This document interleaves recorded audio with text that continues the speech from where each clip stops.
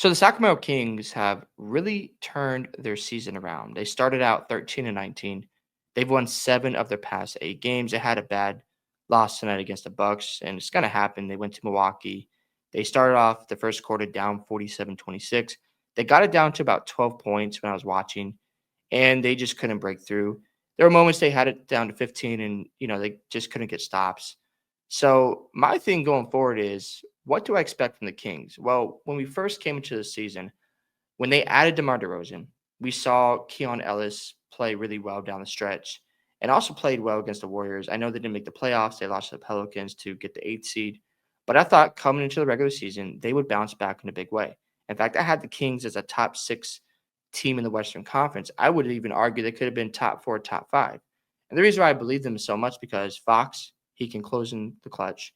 DeMar DeRozan, he's really good at getting you a bucket and closing as well. So you have 2 closers out there. You still have Malik Monk. You have Sabonis. You expect Murray to bounce back after his sophomore season wasn't as good as expected. And then, of course, the ascension of Keon Ellis. The problem was Mike Brown was not playing Ellis enough during the first 32 games of the regular season. It didn't make a lot of sense. Another thing is the Kings lost a lot of close games. And sometimes when your coach is, in that predicament and the team isn't playing well, they're discouraged. Obviously, it's frustrating because you're doing the right things. You're just losing these games that are right there and you don't pull it out. So, in my opinion, I just thought the organization decided, you know what, let's move on from Mike Brown. He's been great. He obviously helped our franchise get better as a culture, bring more attention to this team. They got competitive, but we need a new voice in the locker room. So they decided to give Doug Christie a try. Obviously, so far, it's been really good for the Kings. But going forward, if I'm Sacramento, I'm still not going to be content with this roster. I don't think it's a bad roster. If I'm looking at the core pieces, Fox, DeRozan, you're looking at Kevin Herter, Malik Monk. My biggest problem is their shooting. Sabonis is shooting 46% from 3 on like 2 point, I think 6 attempts a game. He's shooting it well, but not taking enough. And that's okay. It's not his strength. And then you have Fox shoots it from 31%. I think DeRozan's at 32%. That's not their strengths either because they're known to get to the basket, draw free throws, and put pressure at the rim and shoot from the mid range. And that's fine. But a guy like Malik Monk, he's only shooting 34% from 3. Kevin Herter, he's at 31%. If I'm the Kings, I'm going into the trade market and looking at a guy like a Zach LaVine, looking at a guy like Cam Johnson, who shoots it really well. I think he's at 42% from 3. And I'm asking myself, I need more shooting. So I'm putting Kevin Herter up there, and I'm putting Malik Monk. Look, I know Malik Monk can get you buckets, but if you're not shooting above average from 3, I need more spacing out there so Fox and DeRozan can get in the paint and don't have to clog the middle and not worry about those shooters. And I'm looking for more spacing. So I'm going to look to add a couple shooters for the Kings so it's easier for DeRozan and Fox to score in those moments of the games where you need a bucket down the stretch because they are phenomenal in the mid-range. They're great at finishing at the rim. They have shown time and time again you can rely on them in close games. But I need spacing for this team. Do I think Sacramento is going on a fluke run right now? No, I don't. I think this is going to continue here on out because the team is playing with more energy. I saw them against the Celtics. Just fantastic stuff. You can say the Celtics didn't play with effort, blah, blah, blah, but Sabonis, I think he had like 28 rebounds in that game. It was just ridiculous, the stuff he does. I understand he's not the best rim protector, but he can crash the glass. So another thing I like the Kings to do is maybe add a rim protector for Sabonis. And the reason why I think this would help the Kings because, one, you're not as vulnerable in the front court where teams can just score easily in the basket, where they can get easier, backdoor cuts. And if you go up against a guy like Jokic, I know he's, played well against him, but he's going to eat. You got a big front court with the Cavs. You got to deal with the OKC Thunder when Chet gets back and Hartenstein's already there. I think the Kings should add some big men now. Now, the only thing I'm maybe worried about when it comes to climbing the standings is the Lakers. They've struggled against the Lakers this season. That could change because they're playing more inspired. They're playing more together. Keon Ellis is getting more minutes because he's one of their best perimeter defenders. That does help a lot. So going forward, Sacramento just needs to continue on this run they're on. I think it'd be great if they get some more shooting because if they do that, they could be a bigger problem in the Western Conference. I think you add some more spacing, all of a sudden it's like, okay, now we have to deal with Fox and DeRozan. If we, help our perimeter defenders and we leave guys open from the 3, all of a sudden it's game over, especially if you have a guy shooting 40+% from 3. He's attempting 4 or 5 a night, hitting them consistently. Now the lane is wide open for Fox and DeRozan. So if I'm Sacramento, that's what I'm looking at. But great turnaround. I expect this team to keep climbing the Western Conference. I think they were like 12th when they were 13, 19. I think they're in like that 10th spot right now. So I expect Sacramento to get better, and I think they're going to climb up in the standings. I'm not worried about the Suns. I'm not worried about the Spurs. No disrespect to them. I'm not worried about the Lakers or the Clippers. Obviously, I know they're struggling in LA, but I think now they're playing bad basketball. I think they're, ramp it up.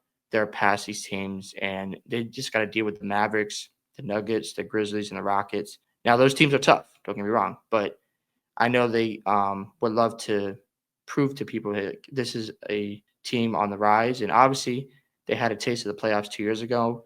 Fox is hungry. DeRozan's been there before. And I just think the Kings are going to keep turning this season around and going to be a problem. They can make some noise in the West. I don't think they can make the NBA Finals. I'm not suggesting that. But I like where Sacramento's heading. I like what Christie is doing with his roster, playing Ellis more, making sure DeMar and Fox are operating space. They just need more shooting, in my opinion, and another big guy. You add a couple of shooters, even if you don't get the big guy, you add some shooting, they're going to be a problem on offense. Like, good luck stopping them, especially if you try to, if you're helping off their shooters to stop the drive lanes of DeRozan and Fox. You got to, pick your poison. You give up the three, or you give up the mid range. And then if they're getting to the basket at will, drawing fouls, now you have your best guys or your rotational players in foul trouble. It's just a complete mess. So, yeah, Sacramento should not get comfortable, but kudos to them for turning things around. Now, I just want to pinpoint the 3-point issue that Sacramento might run into against Sabonis. 46% phenomenal, but only attempting about 2.5 a game. Middle League Monk, 34%. You need to be at 36. Keegan Murray, not shooting well, 31.7. Kevin Huerter, that was a big surprise. Huerter's at 31%. Keon Ellis been good, 41.1. Trey Lyles, 36%. And Doug McDermott at 41.3%. And Jordan McLaughlin, 37.5. This is not a good 0.4 attempts, not a good average, a good sample size. But again, as you can see, a lot of these guys aren't shooting above the 36% standard rate in the NBA, or 37%. So they need more shooting, in my opinion. I think that would really help them with their spacing. And just looking at their schedule real quick, I know they lost to the Bucks tonight, but they got Houston coming up. That's a pretty big game for them. And I think if you can beat Houston, again, to keep building that momentum, they did beat Memphis, which is a nice win. They beat Boston in Boston. They pulled away in that fourth quarter, which is impressive stuff. You go beat Houston on Thursday and you're building, you keep building that confidence. A young basketball team, but they're really good and they're hungry. So is Sacramento, especially, with your new coach. You got momentum on your side. It's on TV. You're going to want to show up for that game. So I'm really interested to see how Sacramento handles bouncing back from tonight's loss. And then, of course, the Wizards and the Warriors, those should be winnable games. You go to Denver, that's back-to-back's going to be tough. And New York, Brooklyn, Philadelphia, OKC, Minnesota. This would tell me where they're going to be at. If they can go, I think they can beat New York. That's winnable. Brooklyn, they can definitely beat Philly. They're never healthy. That should be a win. I could see them beat Minnesota as well because they have problems on offense. You go 4-2 on this road trip, and that's a good sign. And then obviously Orlando, Portland, New Orleans. We'll see if Dallas is healthy by then. You got the Pelicans back to back. Going to the break, I think this Houston game is a big game just to bounce back. I think they can take Houston to beat Washington, beat Golden State. They'll lose to Denver. I think they could beat New York. They beat Brooklyn. They beat Philadelphia. Lose to OKC. They beat Minnesota. They beat Orlando at home. I think that makes them 28-22. They beat Portland. They beat the Pelicans. They lose to Dallas because I think Luka will be back. 32-23. I think that's a good way to go into the All-Star break, especially the way they started the season. And that makes them 19-4. That's pretty good stuff. So yeah, they just got to keep this up. They can't slow down. And if I'm the GM of the Kings, I'm looking at a Cam Johnson, maybe a Trey Murphy if the Pelicans are willing to give him up. I don't know if they are or not, but I'm looking to add some shooting. Now, if I can add a shooter and a big man, that's still a W.